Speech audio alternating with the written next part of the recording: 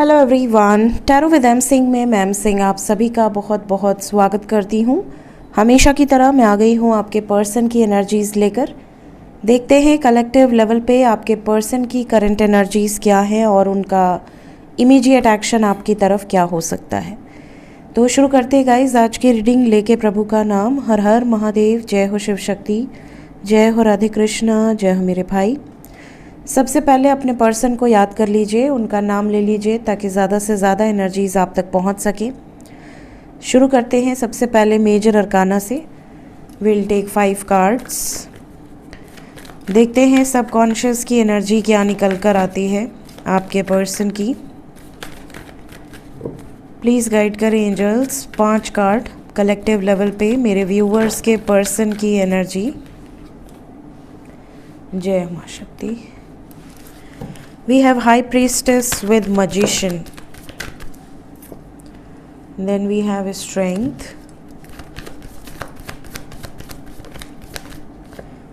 Judgment, Moon. Bottom of the deck है Wheel of Fortune. So यहाँ पर आपके पर्सन और आपके भाग्य में क्या है उसके अकॉर्डिंग एक्शन लेने की एनर्जी है। अगर आपके भाग्य में ये और इनके भाग्य में आप लिखे हैं तो इस टाइम पे जो निर्णय होगा वो आपके फेवर में होगा, बिकॉज़ यहाँ पर डिवाइन पावर्स काम कर रही हैं। आपके पर्सन डिवाइन पावर से जो भी मैनिफेस्ट कर रहे हैं वो तो उन्हें मिलेगा ही, साथ ही साथ पावरफुल एनर्जी में है। और ये पावर किस में यूज़ करने वाले हैं? टू डिसाइड समथिंग, एक बड़ा डिसीजन। और जो भी डिसीजन लेंगे वो अपने दिल की सुन कर लेंगे, ये भी एनर्जी है। अब दिल आपके फेवर में है या नहीं है ये हम क्लैरिफिकेशन से देखेंगे। सो साइन बता देती हूँ। साइन सबसे पहले तो सभी साइंस हैं यहाँ पर, बट मेजर लेवल पे लियो, पाइसेस, लिब्रा, कैंसर, ये 4 साइन इम्पॉर्टेंट है। सिंह राशि, मीन राशि, कर्क राशि और तुला राशि। Let's clarify all the cards.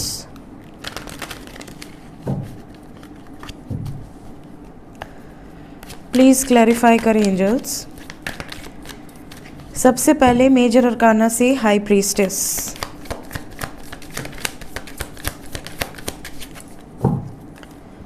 High priestess को क्लैरिफाई किया है, हाई प्रीस्टेस को हाई प्रीस्टेस ने ही क्लैरिफाई किया है with 8 of pentacles and 10 of pentacles. यहाँ पर इनका इंट्यूशन कह रहा है अपने लव लाइफ या अपनी मैरिड लाइफ को लेकर प्लान करो, फ्यूचर से रिलेटेड।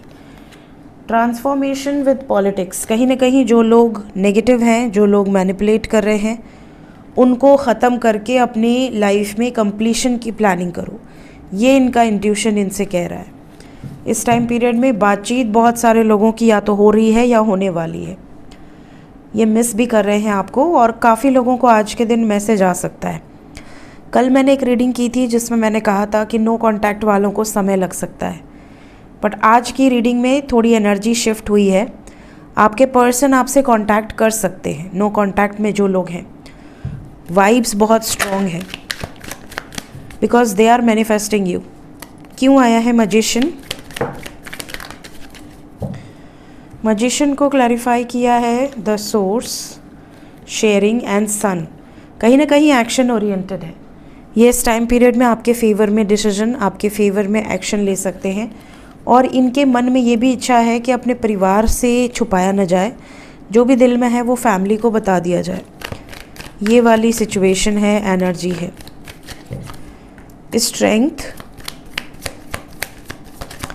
स्ट्रेंथ को क्लैरिफाई किया है सेलिब्रेशन ने। अपनी खुशियों को चूज़ करने की जब बारी आती है तो इंसान को बहुत हिम्मत दिखानी पड़ती है। कोई अपने से खुशी दे दे ऐसी तो सिचुएशन आजकल होती नहीं है, स्पेशली लव के मामले में। तो अगर आपको या आपके पर्सन को प्यार को सिलेक्ट करना है तो कहीं ना कहीं ताकत दिखानी पड़ती है। तो ये ताकत अपनी खुशियों के लिए है। कैसा जजमेंट एंजल्स?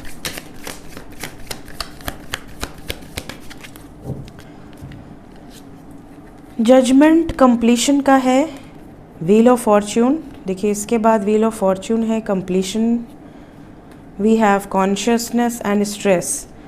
इस टाइम पीरियड में आपके पर्सन स्ट्रेस में तो हैं, बहुत ओवर थिंकिंग भी कर रहे हैं, लेकिन जो भी चेंज आना है according to destiny, according to karma, वो चेंज यहाँ पर आएगा। कॉन्शियसनेस है, मतलब सोच समझ कर ही ये डिसीजन लेने वाले हैं, और ये डिसीजन कंप्लीशन का है।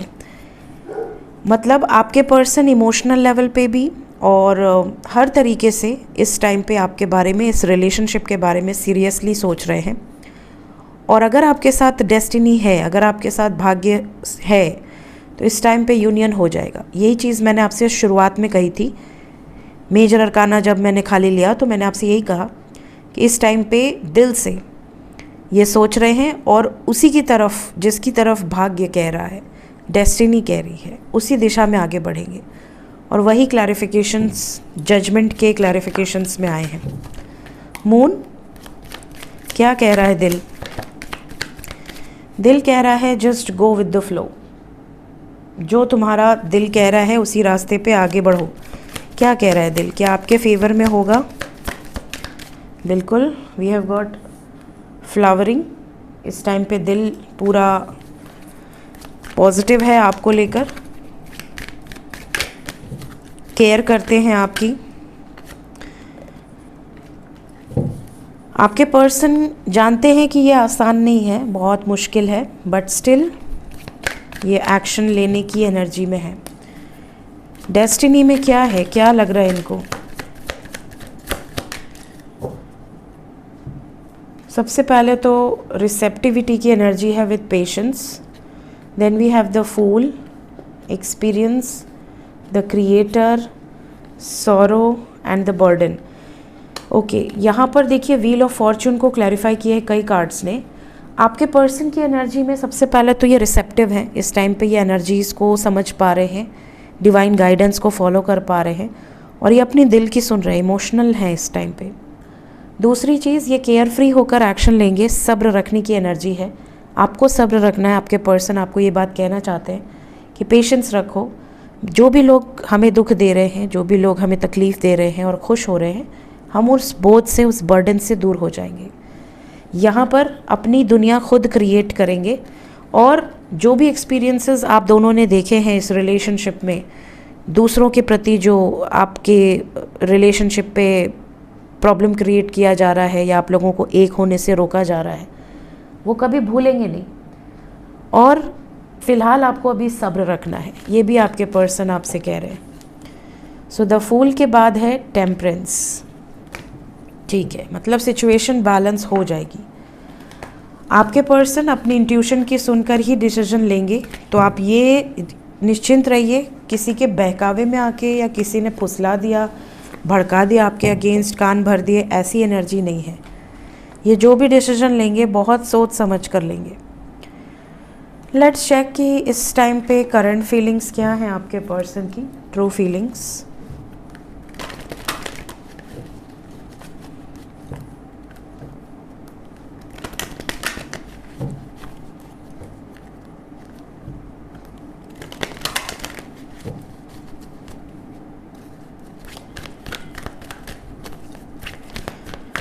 प्लीज़ गाइड करें एंजल्स मेरे व्यूअर्स, जिस भी व्यक्ति के बारे में सोच रहे हैं उस व्यक्ति के दिल में क्या चल रहा है, करंट फीलिंग्स, वर्तमान भावनाएं आपको लेकर।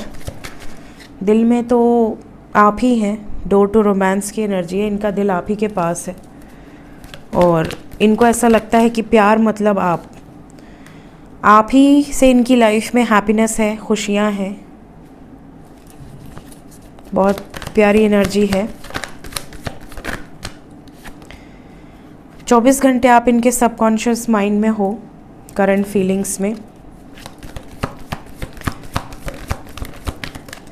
इनको ऐसा भी लगता है कि आपके साथ कोई ना कोई जर्नी है, कोई ना कोई ऐसा कनेक्शन है जो बहुत डीप है, जैसे सोल कनेक्शन हो। खुश रहना चाहते हैं आपके साथ, अपना फ्यूचर देखते हैं।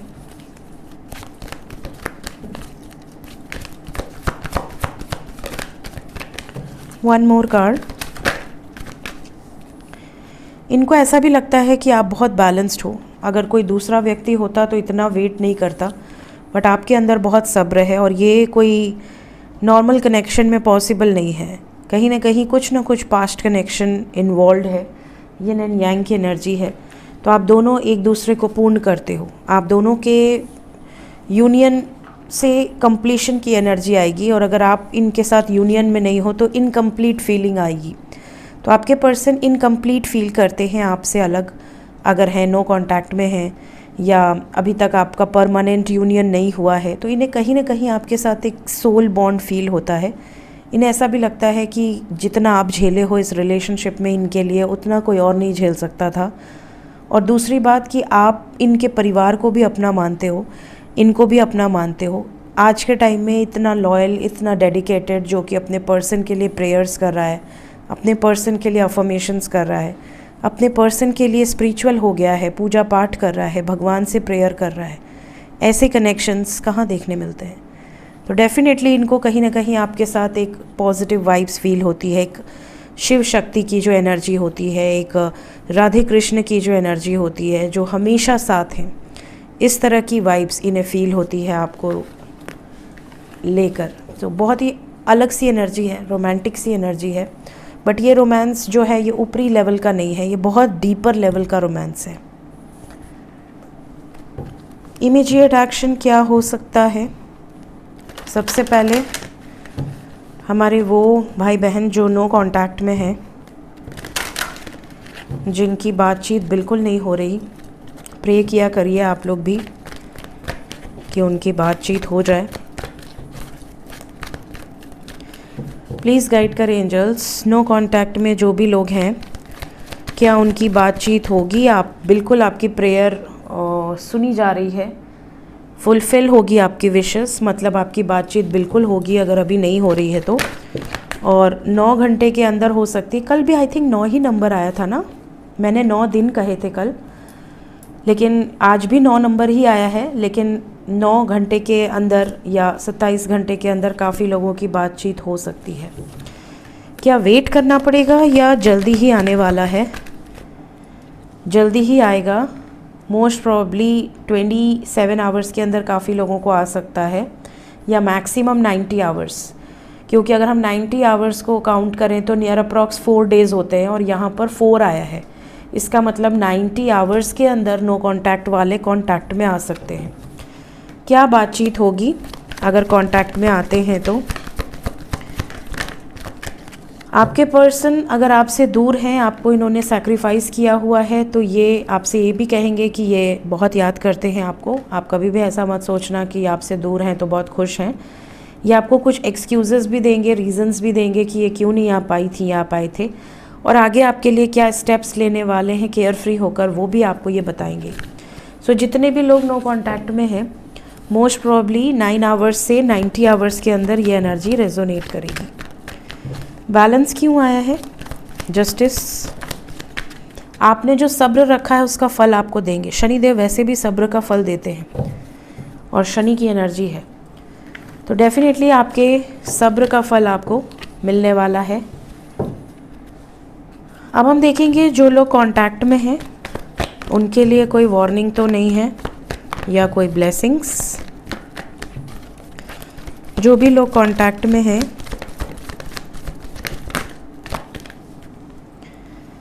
पावर, मैजिशियन, थर्ड आई, थ्रोट, सैक्रिफाइस, एक भी माइनर अरकाना नहीं है। आ गया 7 नंबर। जो लोग फ़िलहाल कांटेक्ट में हैं उनको शक होगा थर्ड पार्टी को लेकर, या आपके रिलेशनशिप में थोड़े अप्स एंड डाउन्स आ सकते हैं। स्पेशली 7 घंटे से 25 घंटे थोड़े हैवी हैं, पेशेंस रखना होगा। क्यों डिसेप्शन का कार्ड आया है? आपको कहीं ना कहीं लगेगा दिल का मामला कहीं और भी चल रहा है, शक बहुत ज़्यादा होगा, या आपको ऐसा लगेगा कि ये दिल से थर्ड पार्टी से अटैच्ड है, आपसे नहीं। ऐसी फीलिंग आएगी आपको, चाहे आपसे बात ही क्यों ना कर रहे हो। तो कांटेक्ट में होते हुए भी आप बहुत लो फील करेंगे। तो अभी ये एनर्जी ही ऐसी है, तो अभी आपको ऐसा फील हो सकता है। लेकिन यहाँ से third I, throat chakra and heart chakra blockage दिख रहा है, तो तो जिन लोगों का ब्लॉकेज होगा उन लोगों के साथ ये एनर्जी ज़्यादा रेजोनेट करेगी। लेट्स चेक एंजल्स क्या बताना चाहते हैं अभी इस वक्त आपको। एंजल्स की तरफ से गाइडेड मैसेज।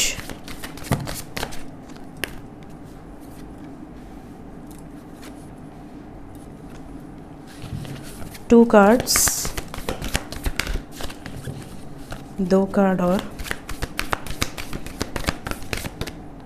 देखिए कि ये है कि बॉटम ऑफ द डेक है कॉन्शियस लिविंग। ठीक है। पहला मैसेज है vibrational match. You are sending out new signals that are bringing forward positive new experiences. देखिए जिस वाइब्रेशन पे आप हैं, वाइब्रेशन का मतलब हम सब की एक वाइब्रेशन है, हमारे ऑरा की एक वाइब्रेशन है। कुछ लोगों का ऑरा बहुत ज़्यादा डल होता है, बहुत ज़्यादा डल।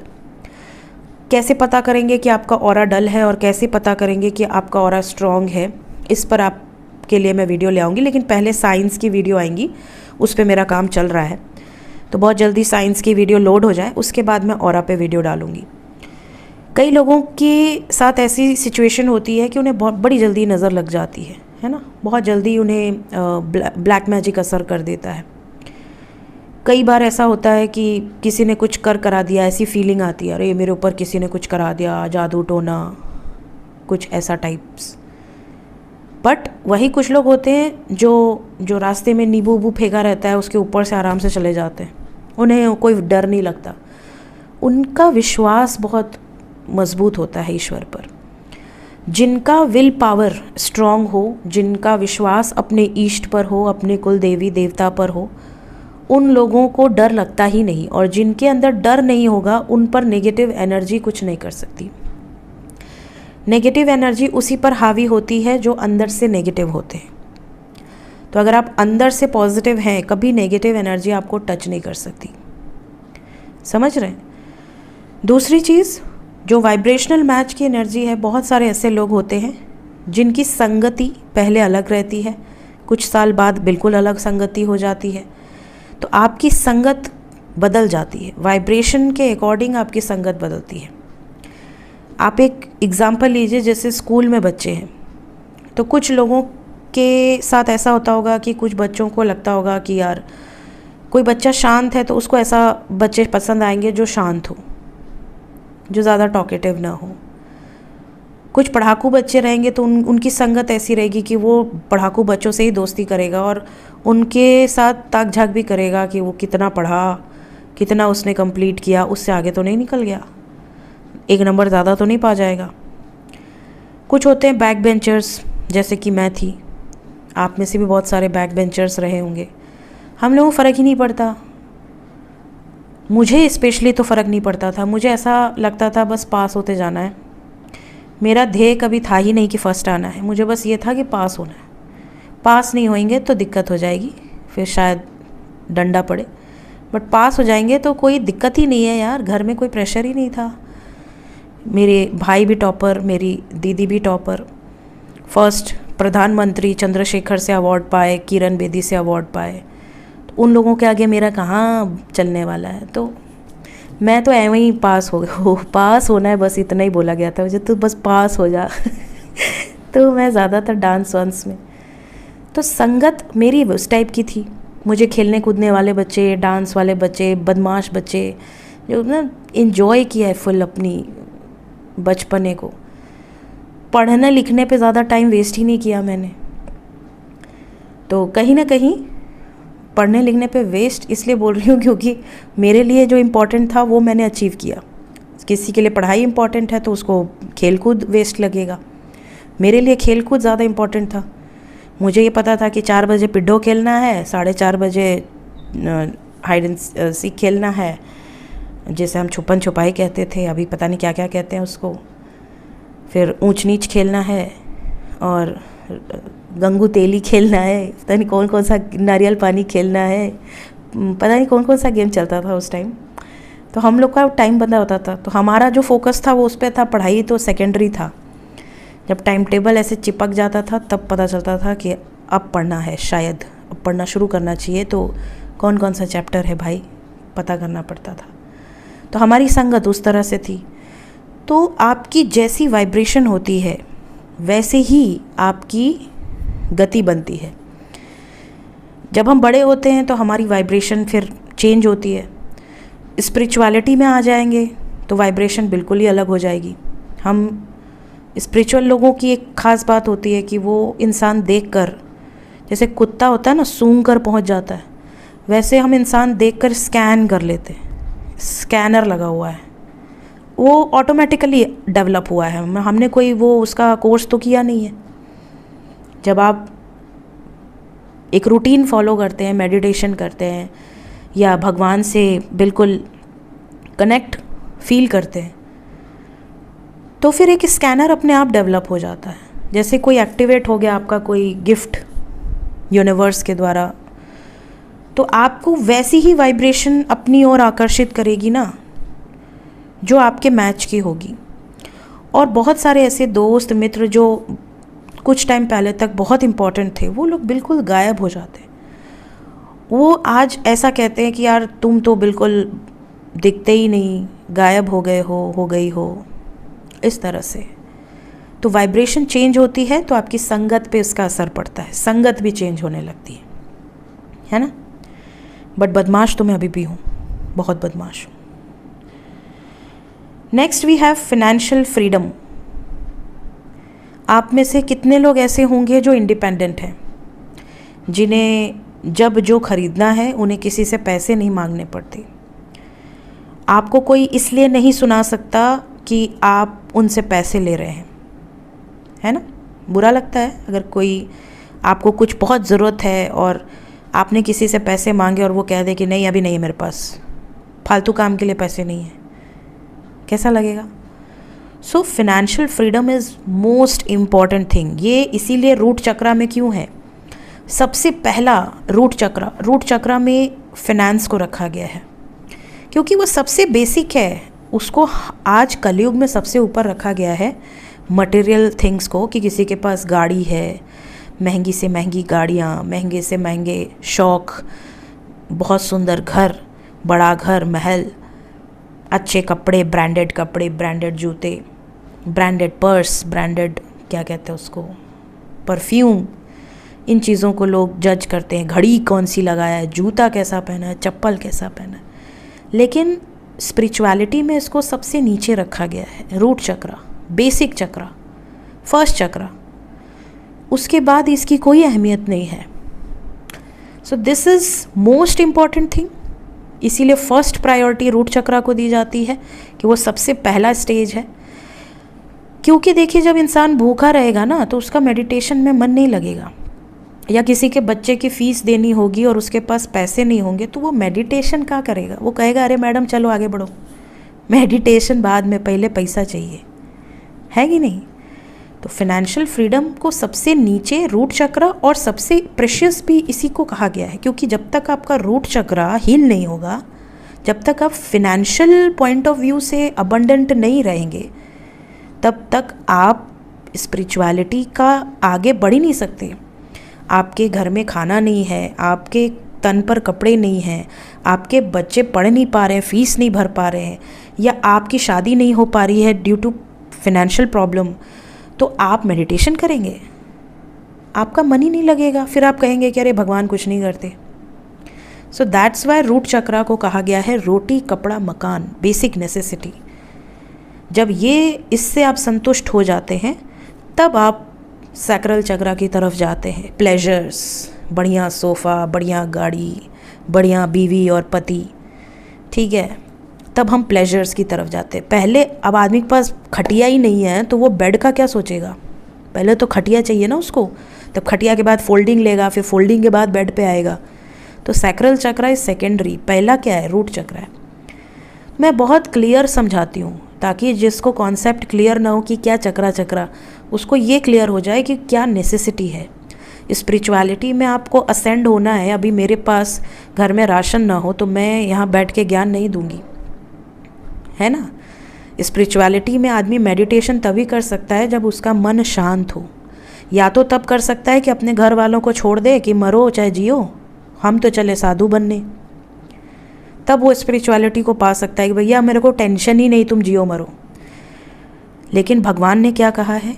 भगवान ने ये कहा है कि जो गृहस्थ होकर, जो अपने घर को संभालते हुए और स्पिरिचुअलिटी में है, वो महान है, क्योंकि उसने अपनी जिम्मेदारियों को भी देखा और प्रभु का भी साथ नहीं छोड़ा, है ना। तो financial freedom is very important. जब तक आप स्पिरिचुअलिटी में अगर आप इंटरेस्टेड हैं, आप आगे बढ़ना चाहते हैं, आप असेंड होना चाहते हैं, लेकिन आपको आज भी कोई ज़रूरत है, आपको कोई बुक ही खरीदनी है स्पिरिचुअलिटी से रिलेटेड, अपने पुराण से रिलेटेड कुछ भी खरीदना है, लेकिन आपको पैसे माँ बाप से मांगने हैं या पति से मांगने हैं या पत्नी से मांगने हैं, तो फिर पहला आप ये सब साइड में करो। पहले आप अपना फिनेंशियल सिचुएशन इम्प्रूव करो, इंडिपेंडेंट बनो, ठीक है। नेक्स्ट है बम्पी राइड। आपको एंजल्स कह रहे हैं कि लाइफ में बहुत बार अप्स एंड डाउन्स आते हैं, किसी की लाइफ बिल्कुल स्मूथ नहीं होती। क्योंकि मैंने बीच में अपने इंस्टाग्राम पे एक रील डाली थी कि लाइफ जो हमारी हॉस्पिटल में जब हम जाते हैं, एडमिट होते हैं, तो लगातार अप्स एंड डाउन्स जब होते हैं तो मतलब कि लाइफ लाइन चल रही है, एकदम स्ट्रेट हो जाए समझ लो कि टें बोल गए। कहने का मतलब है कि लाइफ अगर आपकी चल रही है तो बम्पी राइड की तरह ही चले तो ज़्यादा बेटर है। कुछ अच्छे दिन रहे, कुछ बुरे दिन भी रहे, खुशी भी आए, गम भी आए, इट्स ओके, है ना। सो लाइफ में ये चीज़ें चलती रहती हैं, तो इसका बहुत ज़्यादा अफसोस नहीं करना चाहिए। भगवान पर विश्वास करना चाहिए कि जो दे रहे हैं प्रसाद समझ के ग्रहण करते जाओ। लाइफ में कभी कंपटीशन से डरना नहीं चाहिए। जैसे ईगल नहीं डरता, ईगल को कोई ठोर मारेगा, चोंच मारेगा कौवा जाके, तो वो क्या करता है, वो कौवे से लड़ने नहीं बैठता। ये नहीं कौवा को दे एक पंख खींच के, वो सीधा ऊपर चला जाता है कि आओ तुम्हारी औकात है तो ऊपर आओ। एक लिमिट तक ही कौवा जा सकता है। तो अगर आपके अंदर वो हिम्मत है, अगर आपके अंदर वो टैलेंट है, तो आप दूसरों से कॉम्पीट करने के बजाय अपने आप को ऊपर कर लीजिए। और लास्ट है फॉलो द साइंस। साइंस पे आपको वीडियो मिलेगी बहुत जल्द। फॉलो द साइंस, बहुत तरीके के साइंस होते हैं, बहुत तरीके से डिवाइन आपसे कनेक्ट करते हैं, है ना। उस पर मैं आपको जल्द वीडियो देने वाली हूँ। सो वीडियो हो गई है 27 मिनट 38 सेकेंड। ख़त्म करते हैं, मिलते हैं नेक्स्ट वीडियो में। Bye bye.